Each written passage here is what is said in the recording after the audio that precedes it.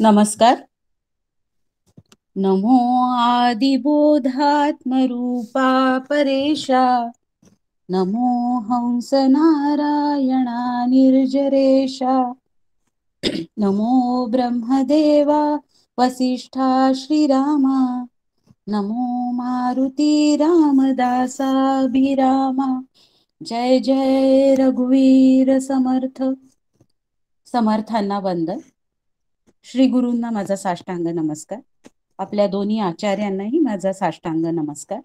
आपण सगळे 6 अध्यायी श्रोते सर्वांना माझं माझं विनम्र अभिवादन. दासबोध चिंतनिका अभ्यास वर्गात मी आपल्या सगळ्यांचं स्वागत करते.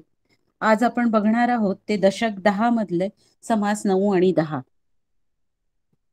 9वा समास आहे पुरुष प्रकृती. हा या समासात पुन्हा एकदा समर्थ सृष्टी निर्मिती, मूळ माया, ईश्वर, देवदेवता, पुरुष प्रकृती आणि या दशकाला जे नाव दिलेलं आहे जगज्योती याविषयी संक्षिप्तपणे चर्चा करतात. जिथे जिथे द्विरुक्ती असते, पुन्हा पुन्हा एकच गोष्ट सांगितली जाते, तेव्हा त्या गोष्टीचं महत्व वेगळं सांगण्याची गरज नाही. जगताच्या खऱ्या स्वरूपाची आपल्याला जराही विस्मरण होऊ नये यासाठीचा हा समर्थांचा खटाटोप. असार, असत, अनित्य अशा या जगताविषयी पुन्हा पुन्हा सांगून त्यात अडकणे म्हणजे फोलपणा आहे. त्यात अडकून साधकांनी स्वतःचं नुकसान करून घेऊ नये हाच त्यांचा उद्देश. आत्मज्ञान प्राप्त करून साधकांनी सुखरूप आणि आनंदरूप व्हावं यासाठी या साऱ्या संकल्पना स्पष्ट होणं गरजेचं असतं आणि यासाठी सद्गुरूंची नितांत गरज भासते हे या समासात समर्थ पुन्हा एकदा सांगतात. साधनेची त्रिसूत्री श्रवण, मनन आणि निधिध्यासन यांचाही पुनरुच्चार यात आहेच. त्याचंही महत्व इथे अधोरेखित होतं. आत्मज्ञानाने सर्व कर्मांचे खंडन होते. कर्मांचा संबंध वासनेशी असतो आणि वासना अज्ञान आणि अविद्येतून जन्म घेते. विश्वात 3 प्रकारची कर्मे चालतात. एक म्हणजे ईश्वराचा संकल्प जो तात्काळ सिद्ध होण्यास प्रारंभ होतो. दुसरं म्हणजे प्रकृतीचे कर्म, निसर्गाचा कारभार. युगानुयुगे न चुकता चालणारा हा प्रकृतीचा कर्मपसारा ईश्वराच्या नियंत्रणाखाली असतो. आणि तिसरं असतं ते जीवाचे कर्म. जरी प्रकृतीच जीवाला जन्माला घालत असली तरी जीवाला अगदी अल्प कर्म स्वातंत्र्य आहे. स्थल, काल, समाज आणि स्वभाव यांच्या मर्यादांमध्येच बसणारे कर्मच आपण फक्त करू शकतो.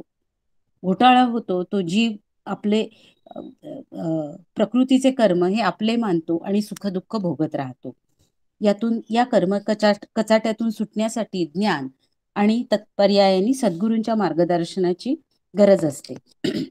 या समासावरील चिंतन सादर करणार आहेत सौ शुभदा निमकर. यांनी बँकेतून असिस्टंट मॅनेजर म्हणून VRS घेतलेली आहे. सबू निमकर आणि श्री डॉक्टर नितीन निमकर दोघेही 2019च्या घळीतल्या शिबिरात सहभागी झाले होते आणि त्यामुळेच त्यांना या अभ्यासाची गोडी लागली. बता आणि मनोबोधाच्या परीक्षाही ते देतात. या दोघांनी बंगलोर इथून योगा थेरपीमध्ये PG डिप्लोमा केलेला आहे आणि महानगरपालिकेच्या मुलांना मनाचे श्लोक आणि सूर्यनमस्कार शिकवतातच आणि शिवाय युवा, पोलीस आणि सिनियर सिटीजन्ससाठी योगाची शिबिरेही घेतात. आजच्या अभ्यासासाठी मी विनंती करते की आजच्या आपल्या समासावर सौ शुभदाताईंनी निरूपणाला सुरुवात करावी. शुभदाताई. हो, नमस्कार. शुकासारिखे पूर्ण वैराग्य जाचे, वसिष्ठा परिज्ञान योगेश्वराचे, कवी वाल्मिका सारिखा मान्य ऐसा, नमस्कार माझा श्री सद्गुरु रामदासा. जय जय रघुवीर समर्थ. सर्व ज्येष्ठ, श्रेष्ठ आणि सर्व सह अध्यायी सर्वांना माझं वंदन. दशक 10 जगज्योती नाम या दशकामध्ये समर्थांनी वेदांतामधील 3 महत्वाचे सिद्धांत समजावून दिले आहेत.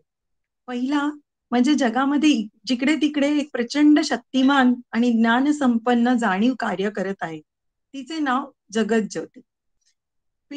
पिंड आणि ब्रह्मांड दोन्हींना प्रलय आहे. जसा आत्मा जसा आपला देह, तसे सारे दृश्य विश्व सतत प्रलयाकडे म्हणजे विनाशाकडे धाव घेत असते. आणि म्हणून ते ब्रह्मरूप समजावे आणि फक्त निश्चल ब्रह्म तेवढे अंतिम सत्य समजावे. जसं आपण शीतावरून भाताची परीक्षा करतो ना, जसे पिंडी ते ब्रह्मांडी असं आपण म्हणतो. माया तिसरं, माया म्हणजे स्वरूपाचा विसर, हा तिसरा सिद्धांत. आता आता ही माया कशी आहे, तर ब्रह्मापासून जग निर्माण होणे शक्य नाही असे शास्त्र म्हणते. आता डॉक्टर काकांच्या परमार्थ विज्ञान या पुस्तकात त्यांनी खूप छान सांगितले आहे की मग दिसणाऱ्या जगाची संगती लावण्यासाठी माया हे एक तत्व मानले. माया आणि ब्रह्म विश्वाची व्यवस्था समजण्यासाठी तात्पुरती स्वीकारलेली संकल्पना म्हणजे कॉन्सेप्ट. जसं गणित सोडवण्यासाठी आपण एक्स मानतो ना, आणि मग गणित सुटल्यानंतर त्या एक्सचं काहीच काम राहत नाही, तसंच ब्रह्मस्वरूपापर्यंत पोहोचण्यासाठी ही माया जी ब्रह्माच्या आधाराने राहते, ते कसे काय ते आपण या दशक 10 समास 9 ह्या पुरुष प्रकृती या समासातून पाहूया. आकाशी वायू झाला निर्माण, तैसी मूळ माया जाण, त्या वायूमध्ये निर्गुण त्रिगुण आणि पंचभूते. समर्थनी ह्या आधीच गुणरूप नाम ह्या 9व्या समासातील 6व्या गुणरूप निरूपण या समासातही त्याचे छान स्पष्टीकरण दिले आहे. ओबी क्रमांक 26 मध्ये ब्रह्मापासून मूळमाया, मूळमायेपासून गुणमाया, गुणमायेपासून त्रिगुण, त्यापासून भूते, भूते म्हणजे पंचमहाभूते. आणि हे सगळं डॉक्टरांनी अजून सोपं करून सांगितलं आहे की ब्रह्मावर जाणीवेचा तरंग उठला, ज्याला माया ही नाव दिले. आपण तिसऱ्या सिद्धांतात हे बघितले मगाशी. पहिल्यांदी सगळे साम्यावस्थेत होते गुण, मग माया त्रिगुणात्मक आहे. हे गुण जेव्हा कमी जास्त प्रमाणात होतात तेव्हा समर्थ त्याला गुणमाया म्हणतात. ती तमोगुण प्रधान झाली की तिला जडमाया म्हणतात. त्यापासून प्रथम आकाश, आकाशापासून वायू, वायूपासून अग्नी, अग्नीपासून जल, जलापासून पृथ्वी असे पंचभूत महाभूतांचे कार्य चालते. आकाश म्हणजे अवकाश, त्याचे कार्य संपूर्ण विश्वाला जागा देणे हे आहे. पोकळी हे त्याचे स्वरूप आहे. आकाशाचा गुण शब्द, म्हणून तो प्रथम ध्वनी ओंकाराचा मूळारंभ आरंभ. मग परब्रह्म जे अदृश्य स्थित मौन आहे, त्याच्या ठिकाणी निर्माण झालेली ही महाभूते सुरुवातीला अत्यंत सूक्ष्म आणि शुद्ध स्वरूपात असतात. त्यावेळी त्यांना तन्मात्रा किंवा अपंचीकृत महाभूते म्हणतात. त्याचे पंचीकरण झाले की महाभूते स्थूल स्वरूपात म्हणजे इंद्रियांना कळण्याच्या स्वरूपात येतात. समर्थांच्या भाषेत त्याला कर्दम म्हणजे सगळा चिखल होतो. वायूचा गुण स्पर्श, अग्नीचा रूप, जलाचा रस, पृथ्वीचा गंध, त्यामुळे ब्रह्माचा आहेपणा मायेत आला. मायेचा स्वतःचा नसणे हा गुण आहे, तरीही ती आहे असे वाटू लागते, त्यामुळे त्यात मायेचे मिथ्यत्वही आहे. ही निर्मिती झाली. आता बीजापासून प्रचंड वृक्ष आणि त्याचे समूह तयार होतात. ओवी नंबर 2. आपण आपण पुरुषोत्तम योग भगवद्गीतेमध्ये सांगितलेला आहे 15वा. त्याच्यामध्ये त्यांनी उद्व मूल मध शाखा, एकदम आपल्याला माहिती आहे हे सगळ्यांना की भगवंताने सांगितल्याप्रमाणे भौतिक जगताच्या बंधनाची तुलना वटवृक्षाशी करण्यात आली आहे. या संसारूपी वृक्षाची मुळे ऊर्ध्व दिशेने वाढतात. ती खऱ्या वृक्षाचे प्रतिबिंब असते, त्यामुळे ती व्यक्त सृष्टी भौतिक आणि असत्य आहे. प्रकृती ही भगवंताची बहिरंगा शक्ती आहे आणि पुरुष स्वतः भगवंत आणि ब्रह्म हे पूर्ण आणि सृष्टीचा केंद्रबिंदू आहे. त्यानंतर पण आता आता ही जी झाली सगळी माया, ही सृष्टीची निर्मिती अशी होत होत गेली. पण ह्या मायेपासून सुटका करून घेणं प्रचंड अवघड आहे. जसं कोळ्याच्या जाळ्यात आपण सुटका करायला गेलो की कोळ्याच्या जाळ्यात अजून अजून अजून अडकत जातो ना, त्याप्रमाणे ही गोष्ट घडते. पतंजली मुनींनी पण सांगितलेलं सूत्र, मग त्याच्याकरता काय बरं करायचं, तर समर्थ रामदास स्वामींनी सांगितलंच आहे की तिचे स्वरूप शोधून या बरे पहावे, म्हणजे मायेचे स्वरूप. आता बाबा हे कसं शोधणार, तर मग त्याच्याकरता नदी, तर समजा नदी ही मायेचं खंडन करत जायचं. तर पतंजली मुनींनी पण एक दिलं, प्रतिप्रसव हे या सूक्ष्म. तसंच त्याच पद्धतीत सगळं सगळं सगळं इकडून तिकडून आपल्याला खंडन करत करत करत करत जाऊन म्हणजे आता मोठ्या नदीकडून हळूहळू हळूहळू आपण जर उगमाकडे गेलो तर तो उगम अगदी छोटासा असतो किंवा प्रसव प्रक्रियेच्या उलट्या दिशेने जायचं. म्हणजे मग त्या मायेमधला भेद जाणून घ्यायचा. पण मग तो कसा? तर तो ज्ञानाने, विवेकाने त्याची प्रचिती येण्याकरता आपल्याला तशी साधना करावी लागेल. मायेमधला भेद ज्ञानाने जाणून घ्यायचा. आता आपण म्हणतो ज्ञानाने, पण ज्ञानात सुद्धा आता नारद मुनी एकदम ज्ञानी होते बरं का. इथे आपण एक गोष्ट ऐकूया, की नारद मुनी अतिशय ज्ञानी असून सुद्धा त्यांना या मायेविषयी खूप क्युरिओसिटी निर्माण झाली बरं का. आणि मग त्यांनी एक दिवस भगवान विष्णूंना विचारलं, काय प्रकार आहे नक्की माया म्हणजे काय? मला जरा समजावून सांगाल का? तर विष्णू तर म्हणाले, हो, वेळ आली की सांगतो. मग एक दिवस असंच जात असताना विष्णूंनी त्यांना सांगितलं, नारद मुनींना, मला तहान लागले, मला जरा पाणी आणून दे म्हणून. तर मग नारद मुनी गेले पाणी शोधायला. तर पाणी शोधायला गेले तर जाताना त्यांना नदीपर्यंत जायपर्यंत ते दमले आणि जरा जे झोपले काठावरती नदीच्या. मग त्यांना स्वप्नामध्ये ते पाणी आणायला गेले तर मग एका अशा पर्णकुटीपाशी गेले. तर तिकडे एक सुंदर मुलगी होती, एकदम सुंदर. आणि मग अर्थातच ते प्रेमात पडले तिच्याशी लग्न केलं. त्यांना 3 मुलं झाली.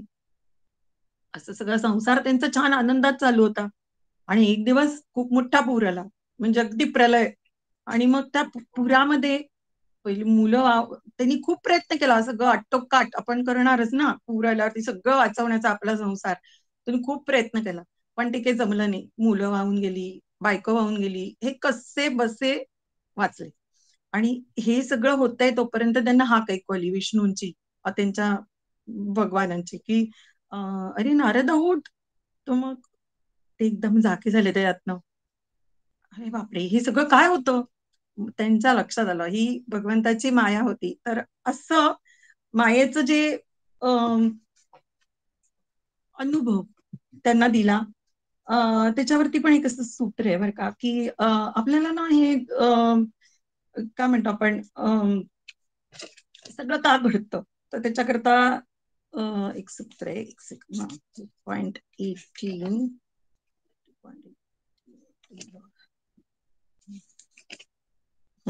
प्रकाश क्रिया स्थितीशीलम भूतेंद्रियात्मक भोग अपवर्गार्थम दुःखम.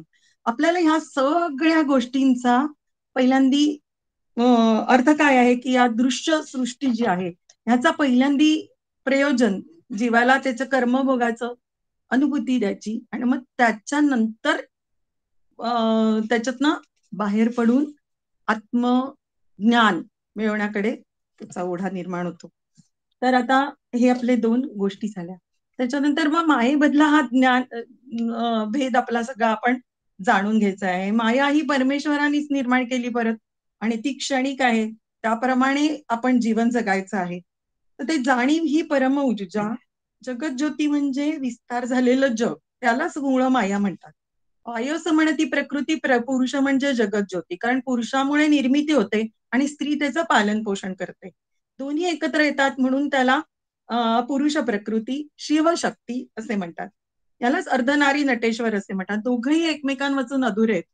वायुमध्ये जाणीव गुण तोची ईश्वर, आपण त्याचाच अंश आहोत, ही जाणीव आपल्याला हळूहळू यायला लागते. ईश्वर जेव्हा मायेतील रजोगुण स्वीकारतो तेव्हा तो सृष्टी निर्मितीचे कार्य करतो, त्यालाच ब्रह्मदेव म्हणतात. तो जेव्हा सत्वगुणाचा स्वीकार करतो तेव्हा त्याला विष्णू म्हणतात. आणि सृष्टीचा जो सांभाळ करतो तो ईश्वरच जेव्हा तमोगुण स्वीकारतो तेव्हा त्याला शंकर म्हणतात. उत्पत्ती स्थिती लय असा हा क्रम चालू राहतो. तर या गुणांमध्ये सत्वगुण निखळ जाणीव लक्षण, त्याचा देहधारी आपण विष्णू हा झाला. तो आपल्या अंतःकरणात राहतो. मी आहे ही जाणीव असणं, त्याच्या अंशे जग चाले ऐसे भगवद्गीता बोलली. हे सतत सांगत आहेत की मला शरण ये, मला शरण ये. मी ज्याच्यामुळे सगळा जगाचा कारभार चालतो, पण दृश्यामध्ये गुंतल्यामुळे शुद्ध जाणीवेचा हा अंश अहम ब्रह्मास्मी लोप पावतो. पण सारासार विचाराने त्याची प्रचिती येऊ शकते. ही शुद्ध जाणीव जगाच्या विस्तारात सर्वांमध्ये विभागली गेली आहे. परमात्म्याचा अंश जाणीव चैतन्य सगळ्यांमध्ये आहे.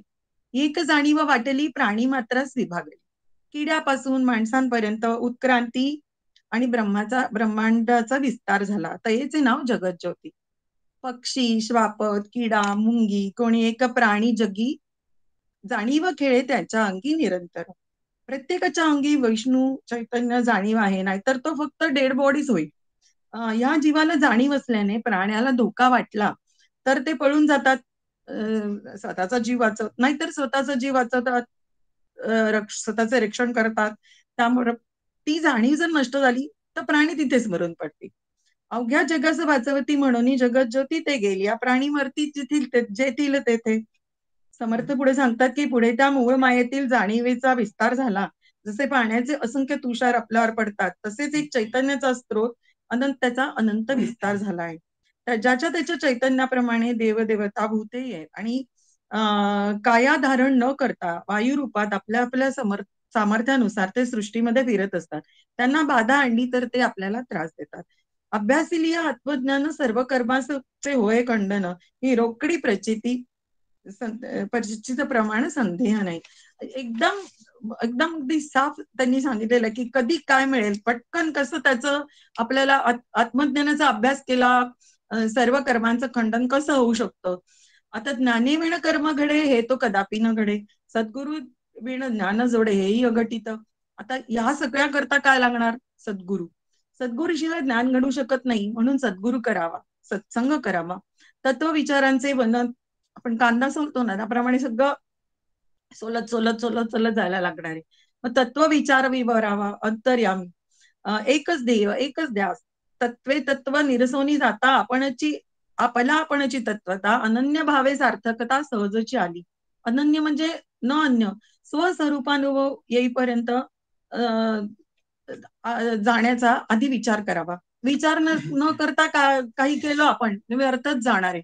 म्हणजे इकडे तिकडे न हे करता, म्हणजे काय म्हणतो, वाट न चुकता भगवंत ते हे सतत सांगत आहे की सार जाणा, स्वस्वरूपाचा अनुभव यातच सगळी सार्थकता आहे. सतत श्रवण मनन निधिध्यासन केल्यामुळे साक्षात्कार होतो. आता हे खूपच महत्वाचं आहे. त्यामुळे स्वस्वरूपाचा अनुभव येतो, मनामध्ये सतत तेच घोळत राहते. श्रवण सर्वात पहिली पायरी श्रवण, नीट ऐकायला पाहिजे आपल्याला. त्याच्यानंतर सतत सतत सतत ते ऐकायला पाहिजे, सतत कानावर पडायला पाहिजे, मग त्याचं मनन करायचंय आणि आणि मग निधिध्यासन. इति श्री मनामध्ये ते घोळत राहते आणि मग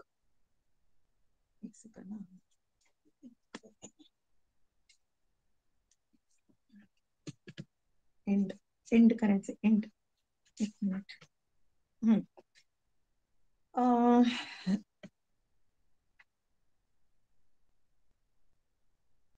केवळ ईश्वराच्या अथवा सद्गुरूच्या प्रसन्नतेसाठी केलेले कर्म निष्काम असते. मग ते निष्काम झाले की शरीरातील मी नकळत मृतप्राय, म्हणजे आपली ही सगळी अहंता अस्मिता सोडून पूर्ण सद्गुरूंच्या पायी आपण आपली उपासनेला सुरुवात करायची. त्यांना पूर्ण शरणागती आणि ह्या मार्गावरती चालत राहिलं तर आपल्याला आत्मज्ञान होऊ शकतं आणि जीवाला सहजच ती गोष्ट घडून जाते. आणि अशी ही पुरुष प्रकृती नाम समास नववा इति श्री श्रादासभूते गुरु शिष्य संवादे पुरुष प्रकृती नाम समास नववा सांगतो. माझ्याप्रमाणे जितकं मला थोडस समजलं तेवढा मी सांगण्याचा प्रयत्न केला. बाकी आचार्यांकडून ऐकूया. जय जय रघुवीर समर्थ. व्यवस्थित झालं शुभदाताई विवेचन. दिसणाऱ्या जगताच्या उत्पत्तीची उकल करण्यासाठी माया ही संकल्पना अस्तित्वात आणून, म्हणजे तुम्ही जे म्हटलं की एक्स प्रमाणे माया आपल्याला विचारात घेऊन मग याचं सगळं एक्सप्लेन करता येतं, ते तुम्ही सुरुवातीला सांगितलं. माया पंचमहाभूतांविषयी पण थोडक्यात विवेचन छान करून सांगितलं. मध्ये मध्ये तुम्ही पतंजली मुनींच्या सूत्रांचाही आधार घेऊन त्या संकल्पना एक एक समजावून सांगायचा प्रयत्न केला. नारद मुनींच्या दृष्टांतातून मायेविषयी, मायेच्या स्वरूपाविषयी छान स्पष्टीकरण केलं गेलं त्या दृष्टांतातून. आणि निष्काम कर्माचं महत्व आणि हेच आत्मज्ञानाचं खरं गमक आहे हेही तुम्ही छान व्यवस्थित सगळं समजून सांगितलं. एकंदरीत संपूर्ण समासाचा व्यवस्थित आढावा घेतला गेला. यानंतरचा आपला जो दुसरा समास आहे आजच्या अभ्यासासाठीचा, तो आहे चळाचळ निरूपण. हा समास म्हणजे पारमार्थिक थिसरस म्हणायला हरकत नाही असा आहे, कारण यात मूळ, माया, ईश्वर, जगज्योती अशा अनेक शब्दांचे पर्यायी शब्दांची यादीच दिलेली आहे. कुठल्याही तऱ्हेने साधकांचा गोंधळ उडू नये आणि या शब्दजंजाळात अडकून न पडता नेमकेपणाने साधकाने काय काय घ्यावे याचे स्पष्टपणे विवेचन समर्थांनी यात केलेलं आहे. आणि हे सगळंच अनुभवानेच जाणलं पाहिजे हे पुन्हा एकदा ते पटवून सांगतात. आत्मानुभव करून घेणे आणि त्यासाठीच्या साधनेच्या दृष्टीने कशा कशाचं भान आणि विवेक केला पाहिजे याचा विचार या समासात मांडलेला दिसतो. यावरचं विवेचन सादर करणार आहे डॉक्टर नितीन निमकर. मगाशी म्हटलं तसं हे दोघेही शिवथरघळीत देखील कार्यकर्ता म्हणून आणि अनेक संस्थांशी जोडलेले आहेत कार्यकर्ता म्हणून. डॉक्टर नितीन हे UDCTतून केमिस्ट्रीमध्ये PhD केलेलं आहे त्यांनी आणि ते कन्सल्टंट म्हणून काम करतात. मी त्यांना विनंती करते की त्यांनी आपल्या विवेचनाला सुरुवात करावी. नितीनजी. जय रघुवीर समर्थ. समास 10वा, चळाचळ निरूपण. नमस्कार सर्व श्रोता वक्ता. श्रीराम समर्थ ज्येष्ठांना साष्टांग नमस्कार, गुरुवर्यांना साष्टांग नमस्कार आणि माझ्या सहपाठींना अभिवंदन. शुका सारखे पूर्ण वैराग्य ज्याचे, वसिष्ठा परिज्ञान योगेश्वराचे, कवी वाल्मिका सारखा मान्य जैसा, नमस्कार माझा सद्गुरु रामदासा. श्री समर्थ म्हणतात की ब्रह्म हे आकाशासारखे आहे आणि ते अमर्याद आहे, सदा निर्मळ, निर्गुण, निश्चल आहे. त्यालाच परमात्माही म्हणतात आणि त्याला अनंत नावे आहेत. परमात्मा आदी अंती जसे तसे आहे, त्याला कोणत्या उपाधीने बांधता येत नाही. उदाहरणार्थ, आपण जर यानाने पृथ्वीच्या बाहेर गेलो, तिथे एक अनंत पोकळी आहे. फक्त प्रकाशच तिथे प्रवास करू शकतो, आवाज प्रवास करू शकत नाही, कारण त्याला माध्यम नाहीये. आणि फक्त प्रकाश म्हणजे एनर्जी एवढीच इकडनं तिकडे जाऊ शकते.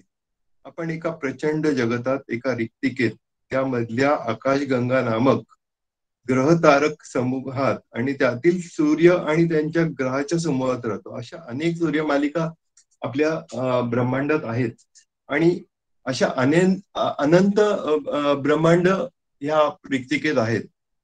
तर ही सर्व कल्पना ही अतिशय समजावून घेण्याच्या पलीकडची आहे. तरी आपल्या तोकड्या शब्दात आपण काय मांडता येईल ते करूया. त्याप्रमाणे आताच सांगितल्याप्रमाणे जर आपण आकाश दर्शन करत असाल किंवा कोणाच्या मार्गदर्शनाखाली भाग घेत असाल तर ही सर्व कल्पना येते जेव्हा तुम्ही आकाशाकडे बघता. कारण आकाशातील सर्व तारका समूह जसे तसे आहेत, वर्षानुवर्ष आहेत, कित्येक वर्ष म्हणजे आपल्याला माहिती नाही, कोट्यावधी वर्ष, जणू ते अचल आहेत. आणि पृथ्वीच्या चलनामुळे ते आपल्याला वेगवेगळ्या ठिकाणी दिसतात, पण त्यांची रचना, आकार स्थिर आहे.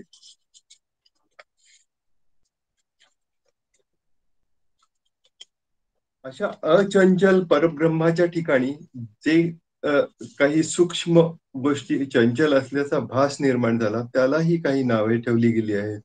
जे दिसत नाही त्याला नाव ठेवणे, त्याच्या खुणा सांगणे हे थोडे विलक्षण आहे, परंतु त्याचे स्वरूप जाणता यावे म्हणून काही महाविभूती सर्वांच्या कल्याणासाठी ते सोपे करून सांगतात. त्या नावांपैकी काही नावे मूळ माया, मूळ प्रकृती, मूळ पुरुष, शिवशक्ती आदी आहेत. जे नाव महापुरुषांनी ठेवले आहे त्याची त्यातील काही विद्वान लोक ओढतात, पण यात त्यांना प्रचितीचा अभाव असतो. प्रचितीशिवाय कथन हा दांभिकपणा किंवा नुसत्या वल्गना आहेत. नुसत्याच नावामुळे बुद्धी भ्रष्ट होते. ज्ञान फक्त काल्पनिक अनुमानामुळे येते आणि त्यातून खूप गोंधळ माजतो. अनुमान, उदाहरणार्थ जिथे धूर आहे तिथे अग्नी असतो, अग्नी आहे का नाही हे ठाम नसते. धूर ही वाफ पण असू शकते. अशा रीतीने निश्चळ ब्रह्मामध्ये चळाचा भास झाला तरी तो भ्रम असतो हे ते आता विस्ताराने सांगतात. आकाशात जसा पवन निर्माण होतो, हवा गरम हवा उंच उठते आणि त्याची जागा थंड हवा घेते, तसेच काहीसे घडते. निश्चळाच्या जागी निश्चळाच्या ठिकाणी हालचाल दिसते तेव्हा हे सर्व काही इच्छा नामक ऊर्जेने घडते. जेव्हा द्वैत जाणवले तेव्हा अहंभावना निर्माण झाली. निश्चळामध्ये चळ निर्माण झाले स्फूर्तीने, म्हणजे यालाच मूळ प्रकृती म्हणतात. हाच ब्रह्मांडाचा महाकारण देह होय. ब्रह्मांडाच्या सूक्ष्म देहाला हिरण्यगर्भ म्हणतात आणि स्थूल देहाला विराट म्हणतात. शास्त्रामध्ये जे पंचीकरण सांगितले आहे त्याप्रमाणे ईश्वराचे 4 देह आहेत. म्हणून मूळ मायेच्या ठिकाणी जाणीव असते असे म्हणावेच लागेल. परमात्म्याची पुरुषवाचक नामे परमात्मा, परमेश्वर, परेश, ज्ञानधन, ईश्वर, जगदीश, जगदात्मा, जगदीश्वर इत्यादी आहेत. सत्तारूप, ज्ञानस्वरूप, प्रकाश रूप, ज्योतिरूप, कारण रूप, चिद्रूप, शुद्ध, सूक्ष्म, अलिप्त आत्मा, अंतरात्मा, विश्वात्मा, द्रष्टा, साक्षी, सर्वात्मा, क्षेत्रज्ञ, शिवात्मा, जीवात्मा, देही, कुटस्थ इत्यादी ही नावे आहेत. इंद्रात्मा, ब्रह्मात्मा, हरिहरात्मा, यमात्मा, नैऋत्यात्मा, वरुण, वायू, कुबेरात्मा, ऋषी, देव, मुनी, धर्ता, गण, गंधर्व, विद्याधर, यक्ष, किन्नर, नारद तुंबर इत्यादी हे सर्व लोकांचे अंतःकरण तोच सर्व आत्मा म्हणावा. त्या अंतरात्म्याचं उत्कट स्वरूप चलाचल रूप चंद्र, सूर्य, तारामंडळे, भूमंडळे, मेघमंडळे, 21 स्वर्ग आणि सप्तपाताळ चालवतो. या मायारूपी गुप्त वेलीचा अफाट विस्तार आहे. तिची स्त्रीवाचक नामेही खालीप्रमाणे आहेत.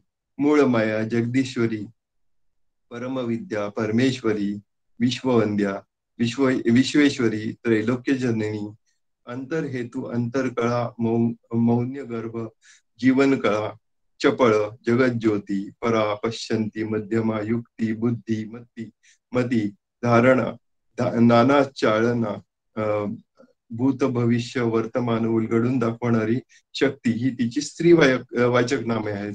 त्याच्या योगे सुख, दुःख, मानापमान हे सर्व जाणवते. ती सर्व जागृत, स्वप्न आणि सुषुप्त आणि तुर्यावस्थेत ही रूपे जाणवतात. अशा अचंचल परब्रह्माच्या ठिकाणी काही सूक्ष्म चंचल असल्याचा भास निर्माण झाला तर त्यालाही काही नावे ठेवली आहेत. जे दिसत नाही त्याला हे झाले ना ऑलरेडी. सॉरी. या परम तत्वाचा गुणधर्म वर्णन करताना समर्थ म्हणतात की ते परम कठीण आहे आणि ते पण तेवढेच कृपाळू आहे, कोमळ आहे, तेवढेच स्नेहाळू आहे. त्याचबरोबर परम क्रोधी असून अमर्याद आणि प्रेमळ आहे. शांती, क्षमा, विरक्ती, भक्ती, अध्यात्म विद्या, सायुज्य मुक्ती, विचारणा आणि सहज स्थिती या अवस्था त्याच्या कृपेने अनुभवास येतात. त्या तत्वाला नपुंसकवाचक नामे पण आहेत. ती पुढील प्रमाणे अंतःकरण, चित्त, चैतन्य, मी, तू पण, जाणपण, ज्ञातेपण, सर्वज्ञपण, जीवपण, शिवपण आणि ईश्वरपण, अलिप्तपण इत्यादी होत. अशा रीतीने पुल्लिंगी, स्त्रीलिंगी, नपुंसकलिंगी नामे ही फक्त त्या वस्तूचे वर्णन करतात, परंतु सर्व नामे एकाच जगज्योतीची आहेत. जगज्योती म्हणजे सर्वांतरात्मा. आत्मा, जगज्योती, सर्वज्ञपण हे तिन्ही मिळून शुद्ध परमात्म्याचे नाम आहे. आणि शुद्ध अंतःकरण म्हणजे जाणीव हेच याचे प्रमाण आहे. तो अंतरात्मा सर्वांची प्रेरणा आहे आणि तोच हे जग मायारूपी जग चालवतो.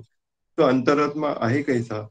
त्याची व्याप्ती अनंत आहे. अनेक व्यवहार एकाच वेळी चालतात आणि ते त्याच्याच प्रेरणेने याला समर्थ नाना प्रकारेचा तमासा म्हणतात. हा परमात्मा कळतो पण दिसत नाही, प्रचिती येते पण भासमान नाही, शरीरात असतो पण त्याचा ठाव नाही आणि ठाव ठिकाणा सांगता येत नाही. या बाबतीत श्रीरामकृष्ण एक दृष्टांत देतात की एकदा एक मिठाची बाहुली समुद्राची खोली मोजायला गेली. खाली गेल्यावर स्वतःच विरघळली आणि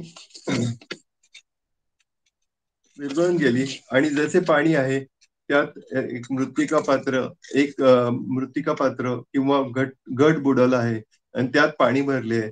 तर आत पाणी आणि बाहेरही पाणी असते. तसंच आतही परमात्मा आणि बाहेरही परमात्मा असतो. घट फुटला की सर्वत्र पाणीच पाणी. म्हणजे हा घट हाच द्वैतभाव आहे. आणि जेव्हा तो द्वैतभाव नाहीसा होतो तेव्हा सर्वत्र पाणीच पाणी, म्हणजे परमात्माच परमात्मा. पंचेंद्रियांना त्याचा बोध होऊ शकत नाही. आत्मषटकात म्हटल्याप्रमाणे मनोबुद्ध्यंकार चित्तानि नाहम न च श्रोत्र जिह्वे न च घ्राण नेत्रे न च व्योम भूमी न तेजो न वायू इत्यादी इत्यादी. रस रंग स्पर्श गंध श्रोत्र या पंचज्ञानांच्या अंतर्कळांपेक्षा निराळा असे ते परब्रह्म फक्त गुरुच्या कृपेने जाणता येते. तो पुरुष किंवा स्त्री नाही, तरुण किंवा कुमारी नाही, नपुसकामध्ये ही तोच असतो. आणि परंतु तो नपुसक नाही. तो सर्वज्ञानी, सर्व देहानं चालवतो पण करते पण नाही. शरीररूपी क्षेत्रात वास करतो म्हणून त्याला क्षेत्रज्ञ देही कुटस्थ असेही म्हणतात.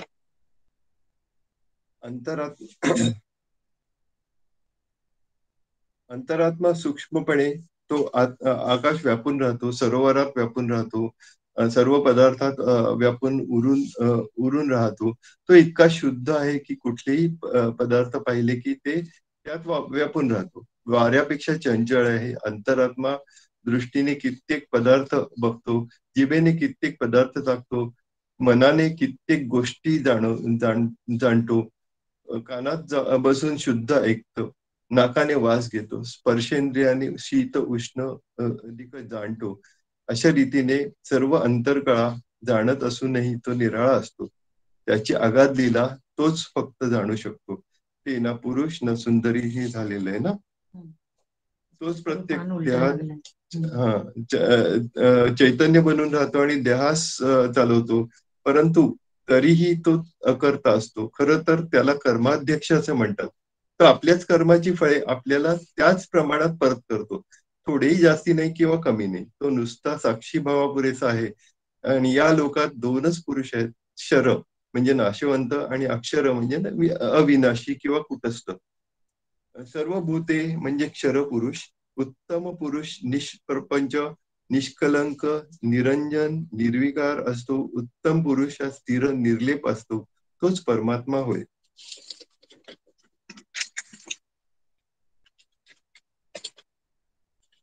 आराधना करून त्याच्याशी एकरूप होतो तो अनन्य भक्त होय. या साधनेत तो एक एक देह सोडून देत असतो आणि त्यावर मात करून फक्त भक्तीच्या रंगात बुडवून घेतो तो अनन्य भक्त. अशा रीतीने देहाचा लय झाल्यावर अंतरात्मा नावाची संज्ञा राहत नाही, कारण ती निर्विकार अशा अनंत स्थिर परमात्म्यात विलीन होऊन जाते. देहाचे 4 देह मानतात, जीवाचे 4 देह मानतात, स्थूल देह, सूक्ष्म देह, आपण एक एक इथे लिहिलेले ना. स्थूल देह हा जो डोळ्याने दिसणारा आहे, अन्न पाण्यावर जगणारा आहे, निश्चित आकार असणारा आहे, महापंचभूतांपासून बनलेला आहे, पृथ्वी, जल, वायू, अग्नी, आकाश इत्यादी. सूक्ष्मदेह हा देहाच्या आत असून सूक्ष्म चर्मचक्षूंना न दिसणारा देह हा सूक्ष्म होय. पंच ज्ञानेंद्रिये, पंच कर्मेंद्रिये, पंच प्राण, 5 विषय आणि व अंतःकरण अशा 16 घटकांचा सूक्ष्म देह बनतो. अंतःकरणाची फोड मन, बुद्धी, अहंकार, चित्त अशी होते, पण ते एकच मानले जाते. त्यानंतर आहे कारण देह. आत्मरूपावर एक अज्ञान किंवा अविद्या यांचे आवरण असते, त्यामुळे माणसाला आत्मरूपाची जाणीव न होता तो रजतम गुणांमध्ये अडकत राहतो. या अविद्येला कारण देह म्हणतात. महाकारण देह जेव्हा हे अविद्येचे आवरण हटते तेव्हा साधकाला हा देह अनुभवता येतो आणि तो फक्त साधकालाच प्राप्य आहे.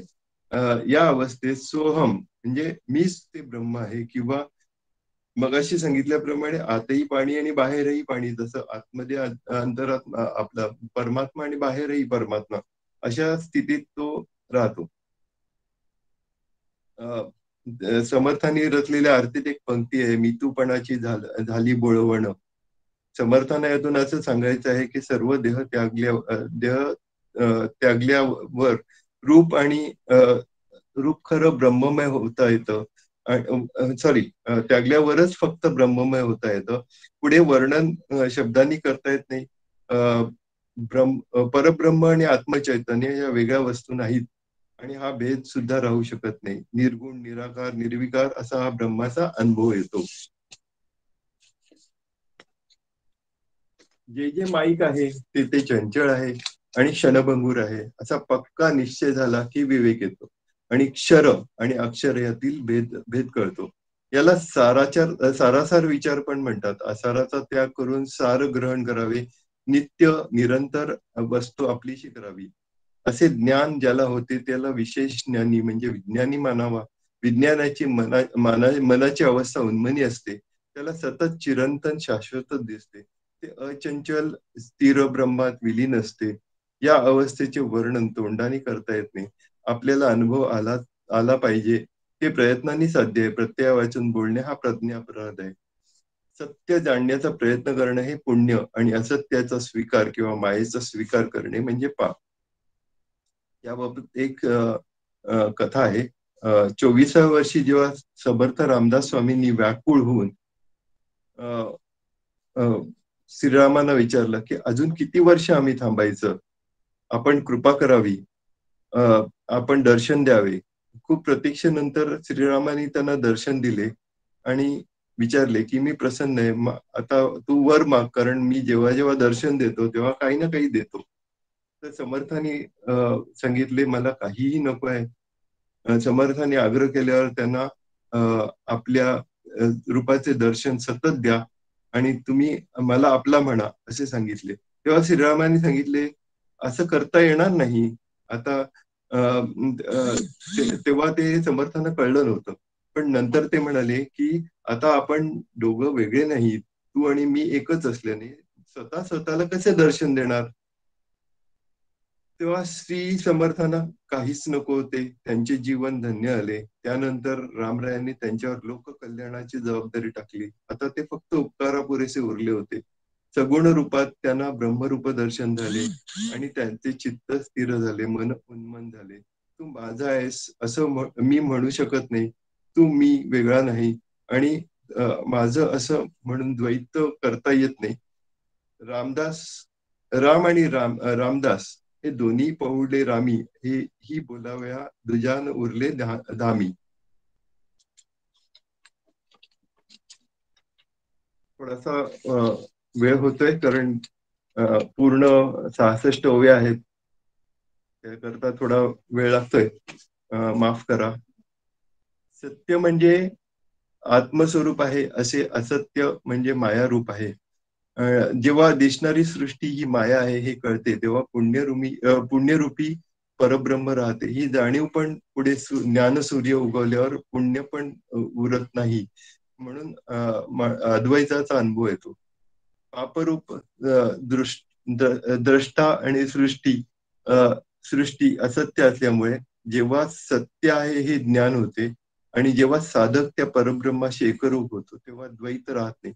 एकदा श्रीरामकृष्ण परमहंस आपल्या अंतरंगी शिष्यांना सांगत होते की मी आतापर्यंत फक्त कालीमातेची पूजा करत होतो, म्हणजे देवतेची. एके दिवशी एकदम साक्षात्कार झाला की प्रत्येक वस्तू चैतन्याने भरली आहे. आता मी सर्व बाजूने सर्व वस्तूंवरती फुलं वाहून पूजा करू लागलो. लोकांना वाटलं की मला वेड लागले. तसंच एकदा व्यासदेव यमुनेच्या काठी आले होते आणि गोपिकाही तिथे आल्या होत्या. त्यांना यमुना ओलांडून मथुरेला जायचं होतं. व्यासदेवांनी त्यांना सांगितलं की आता मला भूक लागली आहे. तेव्हा गोपिकांनी आपल्या जवळचं दूध, लोणी इत्यादी पदार्थ त्यांना दिले. व्यासांनी ते सर्व संपवले आणि आता व्यासदेव यमुनेला प्रार्थना करू लागले की मी जर काही खाल्लं नसेल तर तू आम्हाला या तुझ्यामधनं वाट करून दे. आणि खरोखरीच यमुना दुभंगली आणि वाट झाली आणि गोपिका तर चकित झाल्या, कारण त्यांनी तर सर्व काही त्यांना दिलं होतं आणि व्यासदेवाने सर्व काही खाल्लं होतं. तेव्हा व्यासदेवाने सांगितलं विचारल्यावर की खरा आत्माच आहे. बाह्य शरीराने खाल्ले तरी आत्मा शुद्ध आहे आणि तो प्रकृतीच्या प्रभावाखाली नाही, त्यामुळे त्याला ताण भूक लागतच नाही. जन्म, मृत्यू, वय इत्यादी काहीच नाही. त्यामुळे मी जी काही प्रार्थना केली ती आत्मरूपाने केली, शरीर रूपाने नव्हे, म्हणून हे घडून आले. ब्रह्मज्ञान होईपर्यंत जे जे साधन करतो ते सर्व व्यर्थ श्रम असतात. ब्रह्मज्ञान होईपर्यंत मायेचा पडदा दूर होत नाही आणि दोषांचे क्षालन होत नाही. मायेने भरलेल्या जगात सर्वच मायारूपी असते. आपल्या वासना 2 प्रकारच्या असतात, चांगल्या आणि वाईट. वासनांचा जोपर्यंत नाश होत नाही तोपर्यंत आत्मदर्शन नाही. देहबुद्धी म्हणजे वासना होत. आणि श्रीरामकृष्ण नरेंद्रला समजावताना म्हणाले की ती फुलाची, म्हणजे जेव्हा नरेंद्रने विचारलं वासना म्हणजे काय गुरुजी, तेव्हा त्यांनी सांगितलं की ती फुलाची टोपली आहे ना, मी आता फुलं वाहिली, ती इथे घेऊन ये. मग त्यांनी त्यांना सांगितलं आता त्याचा वास घे. त्याला मोगऱ्याचा, गुलाबाच्या फुलांचा वास येत होता. तर ठाकूरांनी त्यांना सांगितलं की हा जो गंध राहिलाय ना, ह्या सर्व वासना आहेत आणि चांगल्या वासना जरी आपल्याला देहबुद्धी कमी करायला उपयोगी पडल्या तरी त्याही आत्मदर्शनामध्ये अडथळा आहे. त्याही त्याग केल्याशिवाय ब्रह्म स्वरूप दिसूच शकत नाही. या आत्मज्ञानासाठी लोक खूप खटपट करतात, तीर्थक्षेत्री जातात, मुंडन करतात, दंडशासन घेतात, मातीने घासतात, मुद्रेने डागलं तरी सुद्धा चित्तशुद्धी होत नाही. शेण खाल्लं, गोमूत्र खाल्लं, रुद्राक्ष घातले, काष्टमणी घातले आणि वर्ण भगवे कपडे घातले तरी सुद्धा देहबुद्धीचा दोष अंतरंगी भरल्यामुळे दोषाच्या दहनासाठी आत्मज्ञानच आवश्यक आहे. आत्मज्ञानाचा महिमा अनेक व्रते, वैकल्ये, दाने, तीर्थाटने आणि यातून मिळणाऱ्या पुण्याच्या कोटीपटीने जास्ती आहे. आत्मज्ञानी माणसाच्या पुण्यास मर्यादा नाहीत. कोणत्याही भोवतालच्या परिस्थितीत तो सत्वगुण सोडत नाही. उदाहरणार्थ तुकाराम महाराजांचा अभंग, बरे झाले देवा निघाले दिवाळे, बरी या दुष्काळे पीडा केली, अनुताप तुझे राहिले चिंतन, झाला हवं मन संसार. बरे झाले देवा बाईल कर्कशा, बरी झाली दुर्दशा जनामध्ये, बरे झाले जगी पावलो अपमानी, बरे गेले धन ढोरे आणि गुरे, बरे झाले नाही धरिली लोक लाज, बरा आलो तुझ शरण देवा. हा त्यांचा एक अभंग सांगून जातो की माझी जर बायको माझं ऐकत असती किंवा तर मी तिच्या प्रेमात पडलो असतो आणि मायेत अडकलो असतो. बरं झालं सर्व काही निघून गेलं माझ्याकडनं, मुलं पण निघून गेली, मी तुला शरण आलो. तर वेदशास्त्रात वर्णन केल्याप्रमाणे सत्य स्वरूपाला पावलेला माणूस हा सत्यरूपच होतो. पुण्याचा हिशोब राहत नाही, चांगले कर्म हे नाहीसे होते आणि फक्त सत्यरूपच राहते. या सर्व अनुभूतीच्या गोष्टी आहेत. याची प्रचिती फक्त अभ्यासाने शक्य आहे. सर्व प्रयत्न आत्मज्ञानाच्या प्राप्तीसाठी करावेत, अन्यथा सर्व वृथा प्रयत्न होतील. कामना प्राप्तीचे प्रयत्न हे वृथा होत, कारण ज्या गोष्टींची कामना करावी त्या नश्वर आहेत. त्याऐवजी जर ईश्वरनिष्ठ राहिले तर सत्य स्वरूपाला पोहोचता येईल. जय जय रघुवीर समर्थ.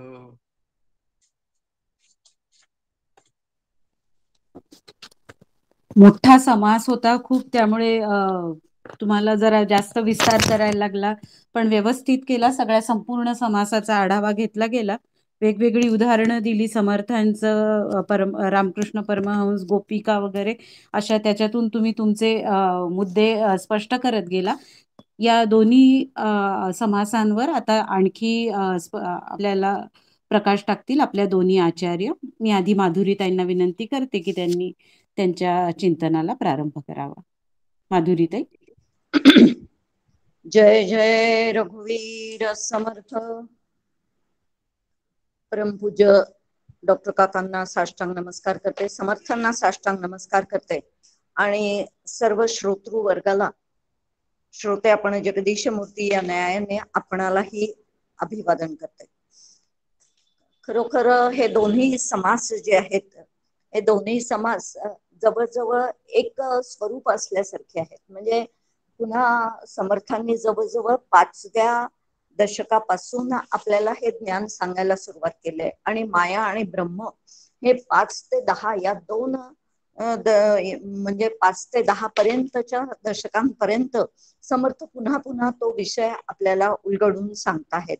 यात सुद्धा सुरुवातीला पुरुष प्रकृती निरूपण आणि नंतरचा समास जो सांगितला चळाचळ निरूपण, आदरणीय निमकरताई आणि दादा या दोघांनी सुद्धा चांगल्या पद्धतीने हा दोन्ही समासाचा आढावा घेण्याचा प्रयत्न केलेला आहे. आपण थोडासा विचार करूया, कारण सविस्तर याच्याबद्दल जवळजवळ सांगून झालेला आहे आणि म्हणून थोडक्यात याचा विचार आपण करण्याचा प्रयत्न करूया. वास्तविक पाहता जे पुरुष आणि प्रकृती म्हणजे समर्थांना सांगायचं आहे की या संपूर्ण विश्वामध्ये फक्त 2च घटक आहेत आणि ते 2 घटक म्हणजे कोणते, तर एक पुरुष आणि दुसरी प्रकृती. त्यालाच शिवशक्ती म्हटलेलं आहे, त्यालाच मूळ माया आणि परब्रह्म असं म्हटलेलं आहे. तर किंबहुना नंतरचा जो समास आहे चळाचळ निरूपण, तर ह्याच्यामध्ये सुद्धा चळ जे आहे ती माया आहे आणि अचळ जे आहे ते परब्रह्म नावाचं तत्व आहे. तर आता या दोन्ही समासाचा एकत्रितरित्या जर का आढावा घ्यायचा झाला आपल्याला, तर या दोन्ही समासामध्ये समर्थांनी अशा पद्धतीने पुरुष आणि प्रकृती ज्याला म्हणतात त्याला शिवशक्ती म्हणतात, त्यालाच माया आणि ब्रह्म असं म्हणतात. तर आपल्याला सातत्याने नेमक्या या समासात काय जाणून घ्यायचं आहे, काय नेमकेपणाने आपल्याला काय समर्थांना आपल्याकडनं अपेक्षित आहे, तर आपल्याकडनं जे काही समर्थांना अपेक्षित आहे ते म्हणजे मायेचं स्वरूप जाणून घ्या की जे सातत्याने चंचळ आहे, चळ आहे, म्हणजे सतत परिवर्तनशील असणारी अशी ही जी काही माया आहे ती मायाच आम्हाला परब्रह्माची जाणीव होऊ देत नाही, किंबहुना तिथपर्यंत आम्हाला जाऊ देत नाही. आणि तिथपर्यंत जाऊ देत नाही याचा अर्थ असा की आम्हाला त्याचा अनुभव घेण्याच्या मध्ये जर काही येत असेल तर ती ही म्हणजे ही माया येते, ही प्रकृती येते आणि ही प्रकृती आम्हाला जोपर्यंत खरी वाटते आहे.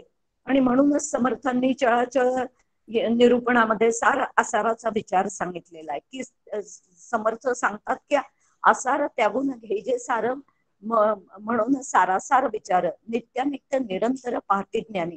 ज्ञानी लोक जे आहेत ते सातत्याने अशा पद्धतीने सार काय आहे आणि आसार काय आहे याची काय करतात तर याचं निवड करतात आणि याच्यामध्ये मग सार जे आहे तर ते निवडून घेतात. आणि म्हणूनच समर्थांची एक ओवी आपल्याला साधनेसाठी अत्यंत उपयुक्त अशी आहे. आणि समर्थ त्या संदर्भामध्ये एका ठिकाणी असं म्हणतात की एक मुख्य परमेश्वरू, दुसरी प्रकृती जगदाकारू आणि तिसरा आपण आणीला चोरू कैचा मध्ये. वास्तविक पाहता या संपूर्ण विश्वामध्ये एक मुख्य परमेश्वर दडलेला आहे आणि दुसरी प्रकृती जगदाकारू. या संपूर्ण जगताच्या देहादी जगत ज्याला आपण सातत्याने वेदांत शास्त्रामध्ये म्हणत असतो, तर स्वतःच्या देहापासून तर या जगतापर्यंत हे संपूर्ण जगताकारू ही दुसरी काय आहे तर अष्टधा प्रकृती आहे.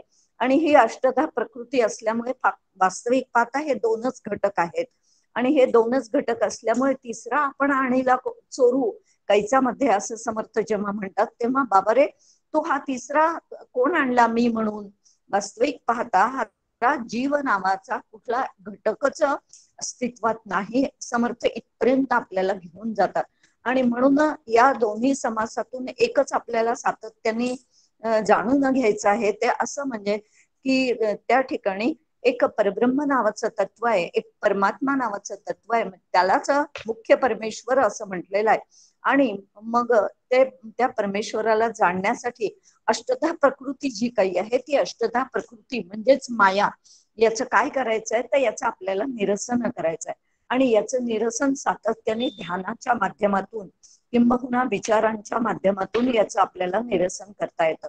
आणि म्हणून विचारासारखं साधन जे काही आहे ते साधन आपण म्हणजे झोपेचा काळ गेला तर दिवसभर विचाराचं साधन आपण सांभाळू शकतो. आणि ते जर का विचाराचं साधन आपल्याला दिवसभर अशा पद्धतीने सांभाळता आलं तर खऱ्या अर्थाने आपण त्याचा अनुभव जो काही आहे तो अनुभव घेण्याला आपली योग्यता जी आहे ती योग्यता आपण पात्र ठरू शकतो. आणि म्हणून समर्थांनी अनेक प्रकारचे यात जे साधनांचे उल्लेख केलेले आहेत तर ते साधनांचे कितीही उल्लेख केलेले असले तरी मुख्य ब्रह्मज्ञानाचं जे काही साधन आहे ते ब्रह्मज्ञानाचं साधनच हे खऱ्या अर्थाने आम्हाला मोक्षाकडे घेऊन जाता येतं. आणि म्हणून समर्थ एका ठिकाणी असं म्हणतात की न जाणता कोटीवरी साधने केली परोपरी तरी मोक्षाचा अधिकारी होणार नाही. आणि आम्हाला मोक्षाचा अधिकारी जर का व्हायचं असेल तर बाह्यांगाने अनेक वेगवेगळी जरी साधना आपण केली तरी सुद्धा जोपर्यंत खऱ्या अर्थाने आत्मचिंतन नावाचं साधन जे आहे ते साधन जोपर्यंत आमच्याकडनं होत नाही तोपर्यंत आत्मज्ञानाचा अनुभव आम्हाला घेता येणार नाही.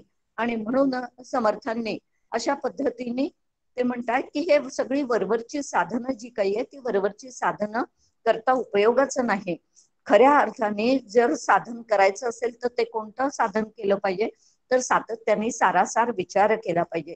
आणि तो सारासार विचार करून आम्हाला हे सगळं आमच्या जीवनात उतरवायचं आहे, हे सगळ्यात महत्वाचं आहे.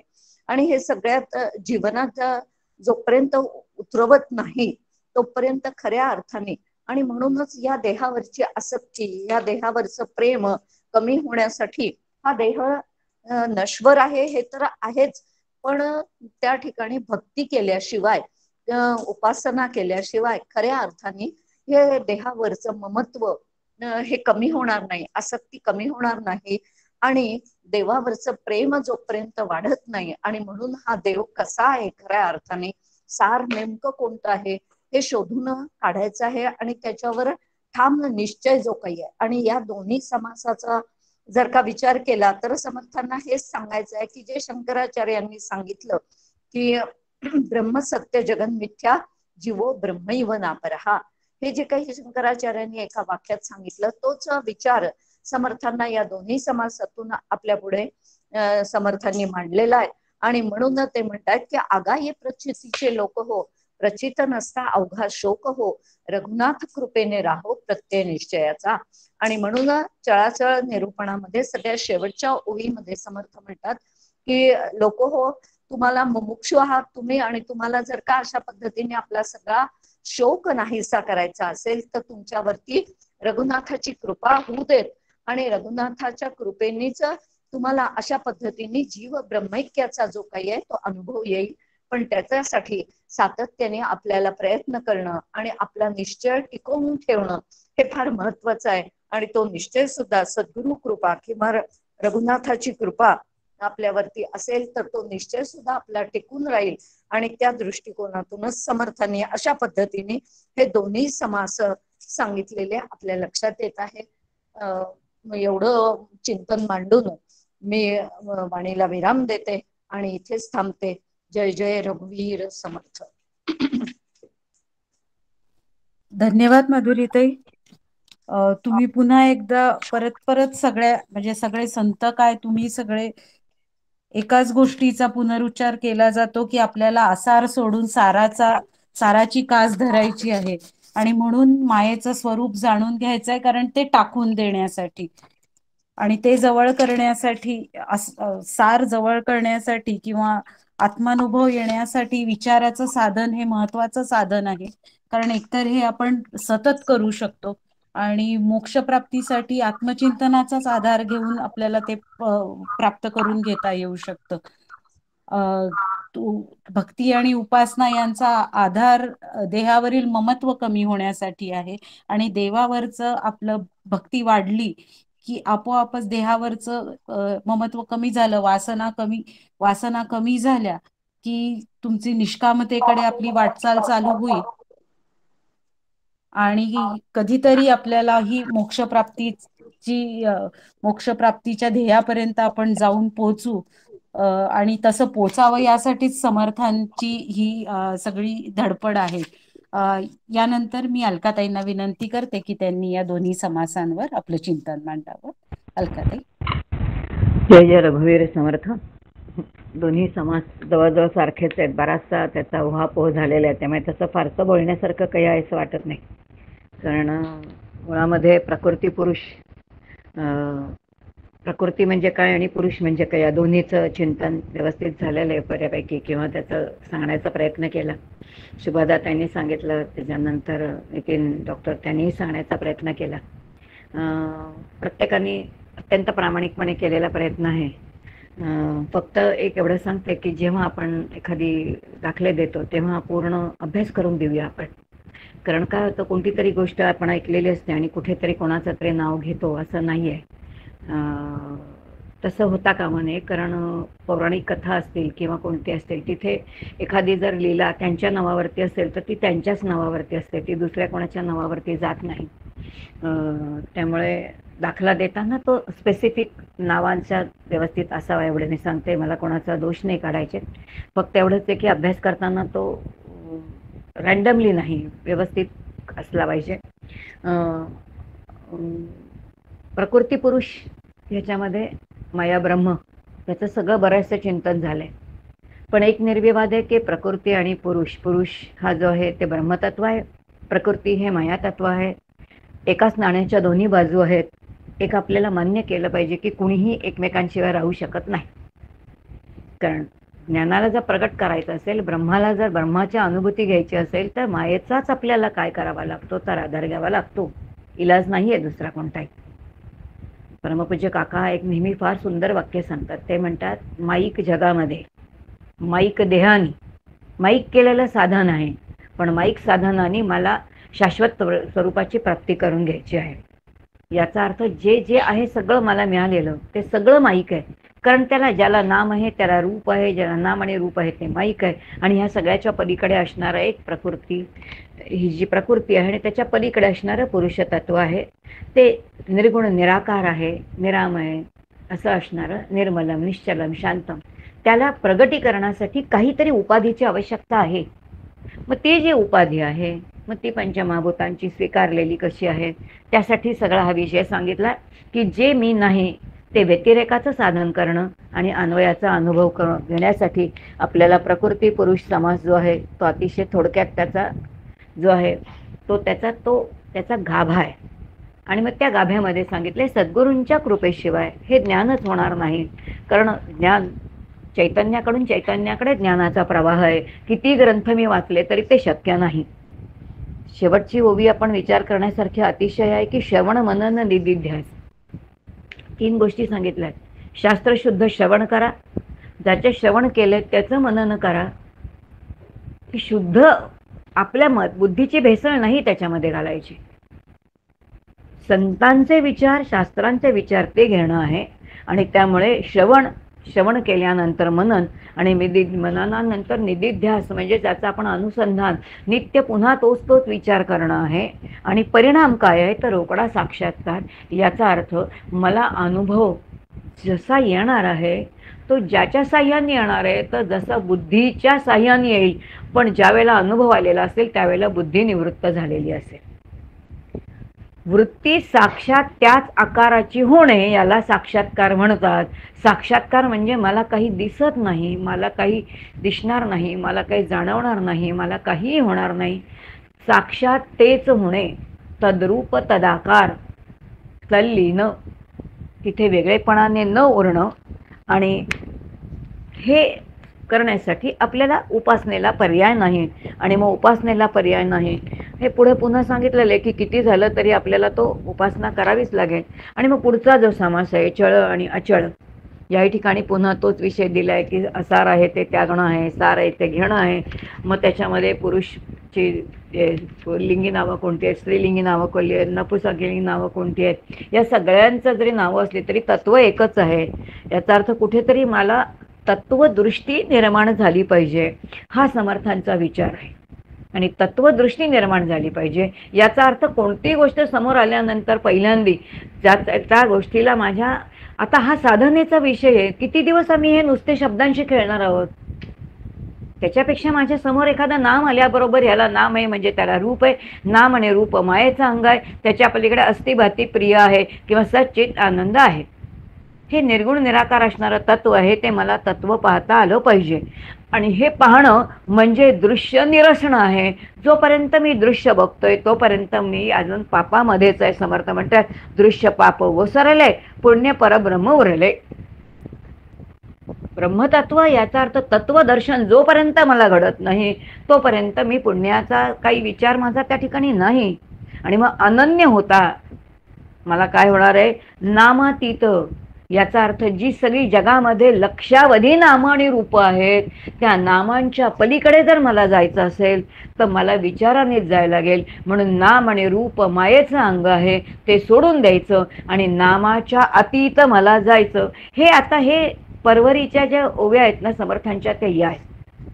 मला नेमके साधनेचे टप्पे हेच आहेत. आणि मग असे टप्पे घेता घेता समर्थ म्हणतात मी नाना क्षेत्रामध्ये जात आहे. क्षेत्रामध्ये जाताय, काय करताय, तिथे जाऊन देवांचं पूजन करताय, सगळं करताय. पण तुम्हाला एक क्षेत्र दिलेलं आहे. क्षेत्र म्हणजे शरीरूपी शेत दिलेलं आहे, ते आधी नांगरून काढा. त्याच्यामध्ये क्षेत्रज्ञ आहे. तो क्षेत्रज्ञच कोण आहे तर ते ब्रह्मस्वरूप आत्मस्वरूप आहे. त्याची एवढी नावं दिलेली आहेत. मग तिथे जायचं असेल तर मला हेच क्षेत्र तीर्थ म्हणजे पवित्र करायचं असेल तर मला पुण्य कोणतं जमा करायचंय? आत्मज्ञानाचं पुण्य जमा करायचंय असं सांगितलंय. आणि मग हे ब्रह्मज्ञानाशिवाय ह्याच्यासाठी दुसरं साधनच नाहीये. म्हणून ब्रह्मचिंतन ब्रह्मज्ञान याशिवाय जे जे आहे तो सगळा क्षीण आहे. आणि असा क्षीण जर करून घ्यायचा असेल तर मग आम्ही काय होतो, नाना दोषच स्वीकारतो. आणि दोषांचं जर क्षालन करायचं असेल, हे क्षीण मला काढून टाकायचे असतील तर मला अखंड ब्रह्मचिंतनच केलं पाहिजे. आणि मग या ब्रह्मचिंतनाबरोबर मला उपासना केली पाहिजे. श्री ज्ञानी संत सद्गुरू यांच्या चरणी बसलं पाहिजे, समजून घेतलं पाहिजे. आणि मग हे समजून घेतल्यानंतर चळ काय अचळ काय, आता इथे विवेकाचाच वापर करायचा आहे. आणि नित्य जे आहे ते नित्य मला त्या तत्वाशी संलग्न राहिलं पाहिजे. आणि संलग्न राहताना समर्थ इतकं सुंदर सांगतायत की ज्या देहाचा तुम्ही अभ्यास करताय किंवा ज्या देहाचं सगळं एवढं चिंतन करताय, ज्या देहाचा सगळा विचार करताय, पण एवढं तरी लक्षात येतं की त्याच्या आतमध्ये जे तत्व आहे त्या शरीराचा आणि त्याचा प्रत्यक्षात काही संबंधही नाही आहे. याचा अर्थ ते शरीरामध्ये असून असल्यासारखंच आहे, अलिप्त ते आहे. मग इतके हे जे बारकावे समर्थ आपल्याला देत आहेत, हे बारकावे जर आपण समजून घेतले तर तो चिंतनाचा विषय. म्हणून ब्रह्मचिंतन कसं करायचं आणि ब्रह्मचिंतन करून या ब्रह्मतत्वापर्यंत जायचं आणि देहाचा निराश करायचा, कारण तो मी नाहीच आहे. आणि म्हणून हे व्यतिरेकाचं साधन करायचं. आणि व्यतिरेकाचं साधन करण्यासाठी पहिल्यांदी त्यांनी असं म्हटलंय की काय केली पाहिजे, आपल्याला रघुनाथ कृपा जी आहे ती संपूर्ण प्राप्त करून घेतली पाहिजे. रघुनाथ कृपा याचा अर्थ रामाची कृपा प्राप्त करून गेली पाहिजे. मग रामाची कृपा म्हणजे काय? आम्ही रामाचं दर्शन, समर्थ म्हणतात आत्माराम माझा आहे, मला रामाची कृपा म्हणजे काय? समर्थांच्या गाथेमध्ये एक सुंदर अभंग आहे. समर्थ म्हणतायत राम म्हणजे काय आहे तर राम सद्गुरूंची कृपा जेणे दाखवी स्वरूपा. सद्गुरूंच्या कृपेलाच काय म्हटलेलं आहे तर ती श्रीरामाची कृपा म्हटलेलं आहे. मग अशी कृपा जर मला करून घ्यायची असेल आणि मला जर ब्रह्मचिंतन करायचं असेल तर मला ज्ञानांच्या चरणी गेलं पाहिजे. कसं गेलं पाहिजे? तद्विधी प्रणिपातेनं परिप्रश्नेनं सेवया. त्यामुळे आपले सगळे विचार बाजूला ठेवून आपल्याला तिकडे गेलं पाहिजे आणि बस विवेकाच्या साह्याने संतांच्या चरणी जाऊन आपण निर्दोष होणं, आपल्यातले दोष काढून घेणं आणि ब्रह्मचिंतन कसं करायचं हे त्यांच्याकडून समजून घेऊन त्यांच्या अधिष्ठानावरती साधन जेव्हा आपण करतो तेव्हा समर्थ असं म्हणतात, बघा त्या ठिकाणी आपण वस्तू स्वतः सिद्ध, मी आत्मस्वरूपच आहे, तेथे नाही देह संबंध, या देहाचा त्याचा काही संबंध नाही आहे. मग आता हे जे मला समजून घ्यायचं हे कोण मला समजून देईल? याच्यासाठी मला रघुनाथाची कृपा हवी आहे. आता हे जे चिंतन आहे हे चिंतन आपल्याला करायचे. पापराशी होता दग्ध येणे प्रकार आहे. आता पापाकडे माझी प्रवृत्तीच होणार नाही आहे आणि पापाची प्रवृत्ती याचा अर्थ आत्मस्वरूपापासून माझी वृत्ती ढळणार नाही. अशा प्रकारचं चिंतन जेव्हा आपण करू त्याच वेळेला अखंड वृत्ती ब्रह्माकारानं ब्रह्मचिंतन करणं. मग ब्रह्माची उपासना करता येत नाही असं म्हणणं हेही तर ब्रह्मचिंतनच आहे ना. किती प्रकाराने करायचं? म्हणून अन्वयाचं साधन काय आहे या दोन्ही समासामध्ये समर्थ आपल्याला अन्वयाचा जर अनुभव घ्यायचा असेल तर व्यतिरेकाचं साधन काय करायचं, काय काय सोलायचं, स्वतःचा देह काय सोलायचा, काय मी नाही आणि काय मी आहे असा विचार या ठिकाणी सांगतात. जे समर्थ आपल्याला सांगतात ते ज्ञान आपल्या अंतरी रुजो आणि आपल्याला तसा अनुभव येवो अशी समर्थांच्या चरणी प्रार्थना करते आणि मी माझ्या वाणीला विराम देते. जय जय रघुवीर समर्थ. खूप धन्यवाद अलकाताई. तुम्ही नेहमीप्रमाणे सगळं सोपं करून सांगितलं. विशेष म्हणजे या सगळ्याचा उद्देश जो आहे ते चिंतन आपल्याकडून घडावं आणि ते कसं करावं हे तुम्ही थोडक्यात सांगितलं की ब्रह्मचिंतन करायचं तर आहे, पण त्यासाठी तत्वदृष्टी निर्माण झाली पाहिजे आपल्यामध्ये आणि त्यासाठी या तत्वांकडे आपल्याला योग्य तऱ्हेने विवेकाच्या साह्याने नीट बघता यावं, यासाठी हे सगळं समर्थ मांडत राहतात. दृश्य निरसन करायचं म्हणजे काय नेमकं करायचं, तर प्रत्येक दृश्याच्या मागचं जे अधिष्ठान आहे अस्तिभाती प्रिय आणि त्यामागचा सच्चित आनंद आहे, हे प्रत्येक वेळी एखादं दृश्य बघताना आपण लक्षात घेणं आणि आणि असं प्रत्येक वेळी लक्षात येण्यासाठी त्यासाठी कायम अनुसंधान टिकून राहिलं पाहिजे, तरच आपल्याला या सगळ्या गोष्टी सहजतेने साध्य करता येतील. तुम्ही सगळं खूपच छान सांगितलं. साक्षात्काराची जी व्याख्या सांगितली की वृत्ती साक्षात त्या आकाराची होणे म्हणजे साक्षात्कार. एकंदरीतच खूप सोप्या पद्धतीने आणि नेमकेपणाने या सगळ्या काय शाब्दिक गोंधळातून नेमकं आपण काय घ्यायचं आहे इतकं नेमकेपणाने सांगितलं. खूप छान. आपल्या सगळ्यांमध्येच अशी ही तत्वदृष्टी काय आपली तयार होत जावो आणि ती शार्प होऊन आपणही या मार्गावर पुढे पुढे आपली वाटचाल सहजतेने व्हावी, यासाठी आपण समर्थांकडे प्रार्थना करूया आणि शेवटचा श्लोक घेऊया. मृणाल आहे? हो आहे. घेऊ श्लोक? हो हो. व्हावी पूर्ण कृपा गुरो मजवरी, प्रार्थित भावे तुला, वारी सर्व अरिष्ट नेऊन निलया, संमोह जो वाढला, अज्ञानांध जनासी मुक्त करुणी, शांती पदी बैसवी, विनती हीच असे न मागत तुझे, भक्ती तुझी ही हवी. सद्गुरुनाथ महाराज की जय. जय जय रघुवीर समर्थ. जय जय जय रघुवीर जय रघुवीर समर्थ. समर्थ. जय जय रघुवीर जय समर्थ. जय रघुवीर समर्थ.